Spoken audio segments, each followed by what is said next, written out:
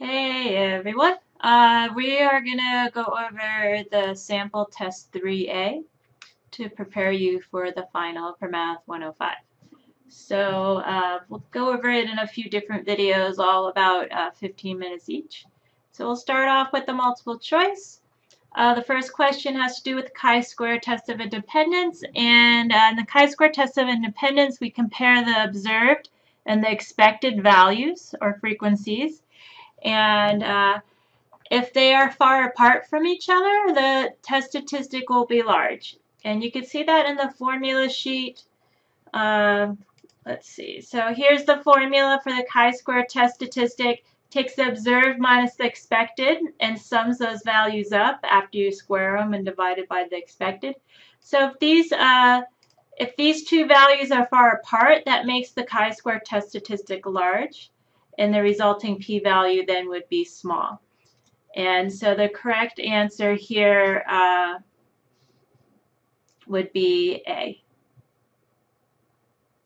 If the observed and expected are not close, the test statistic will be large, and that leads us to a small p-value. We would reject the null and conclude that the two variables have an association.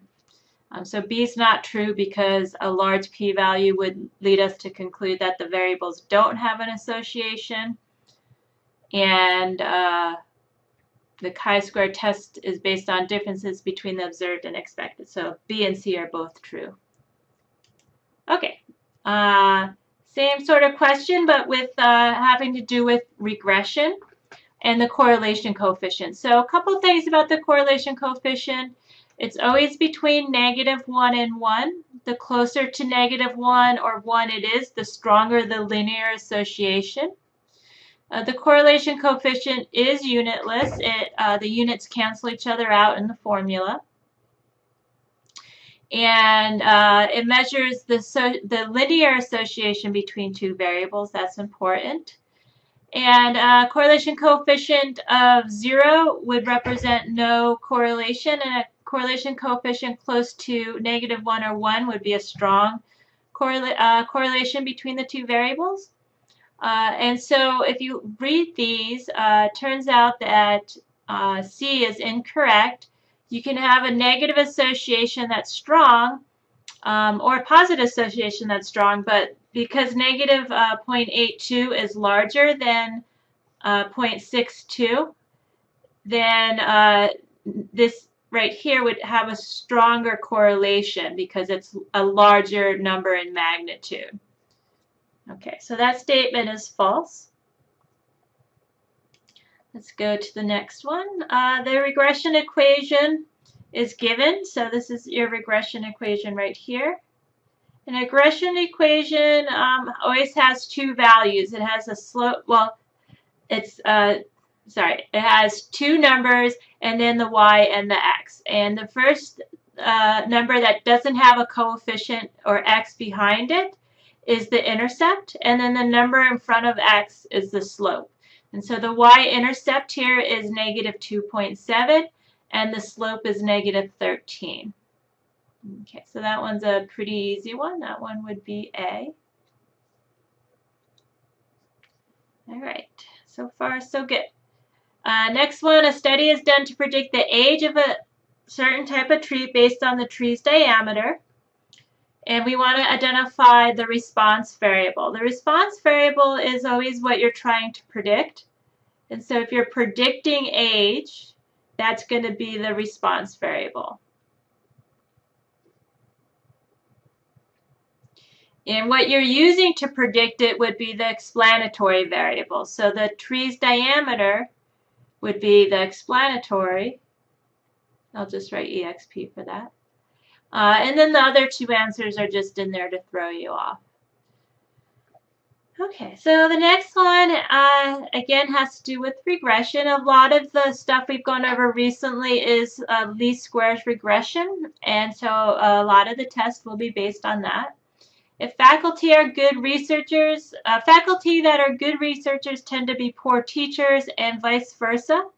The correlation would be either negative, positive, or 0.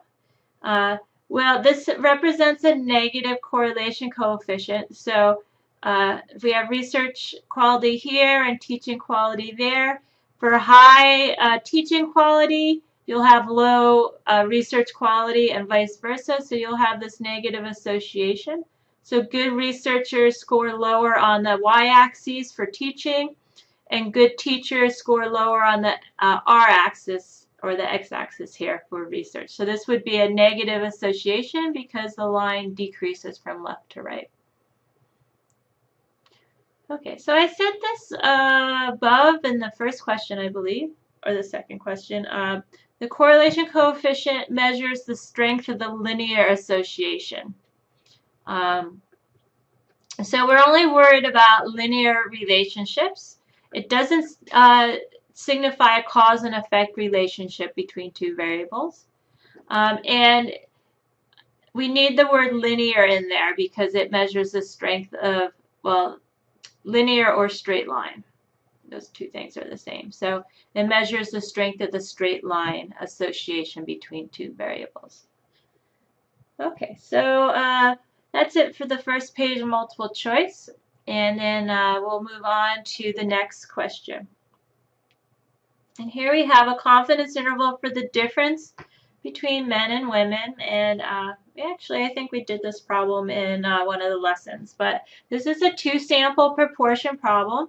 I could do it on my calculator, or I can do it on using the formula. So we have either two-sample proportion or two-sample mean. This one's obviously a proportion. So I'm going to use this formula here, or this calculator function right here. And if I use the formula, I need to use 1.96 for my value for z. Okay, so let's go ahead and do it by hand. Then we'll do it on the calculator, and then we can interpret it. Okay, so if I'm doing it by hand, I need to compute both sample proportions, one for men and one for women. So 73 over 244 for the men. That's equal to 0.299. Oops. Like 299, sorry about that. And for the women, we have 44 over 232.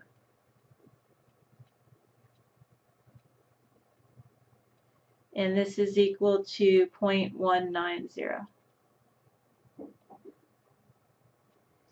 All right, that's all I need. I can now put it into that formula.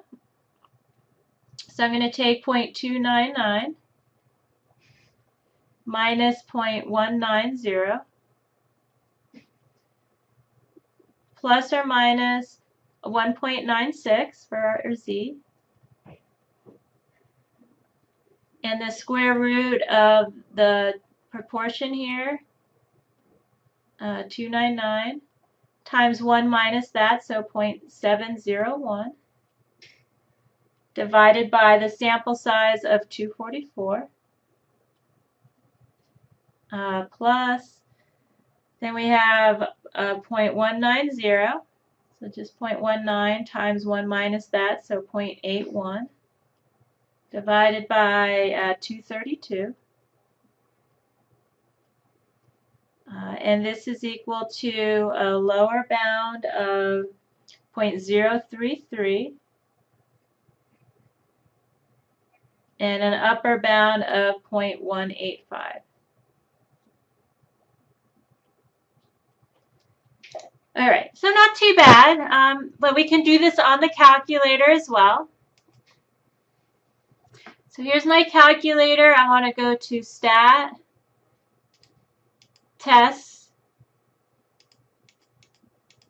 and we got to go all the way down to B, 2 prop Z interval.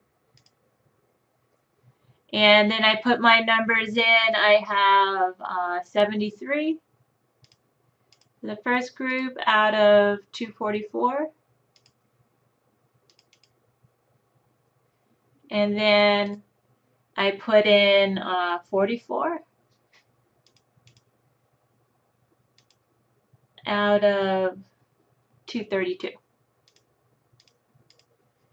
and it's a 95%, so that stays the same.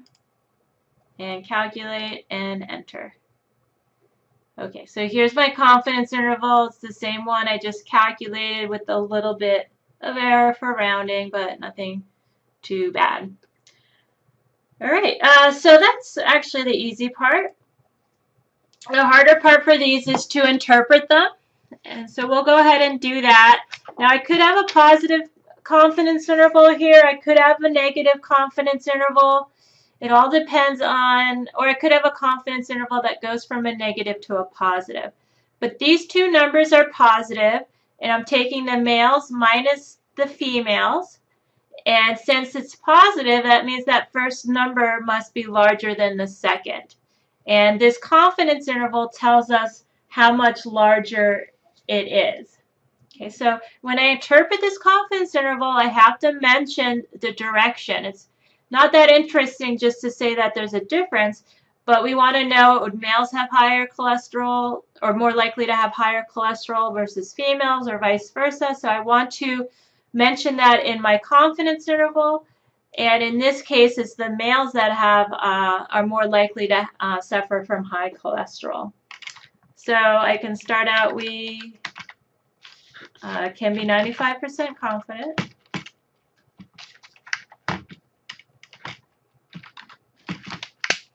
Sorry, 95% confident that between, and then I like to make these percentages, so 3.3% and 18.5% more males than females will have high cholesterol or elevated cholesterol. Okay, so I mentioned the confidence interval, and I also mentioned that the males were higher than the females. All right, I think that's enough for the first video. I'll see you in the second video.